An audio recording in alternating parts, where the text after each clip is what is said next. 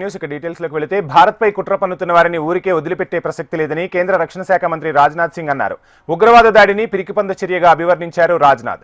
ఉగ్రవాదాన్ని తుదిముట్టించాలన్నదే భారతదేశ విధానమన్నారు.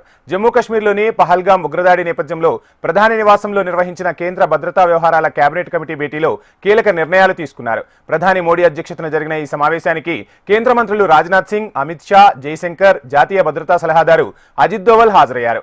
2.5 గంటల పాటు సాగిన ఈ సమావేశంలో Pahalgam terror attack, counter action plan పై చర్చించారు. ఇప్పటికే పహల్గాంలో ఉగ్రదాడి జరిగిన ప్రదేశాన్ని కేంద్ర హోంమంత్రి అమిత్ షా పరిశీలించారు. అక్కడి పరిస్థితులను మోడీకి అమిత్ షా వివరించారు.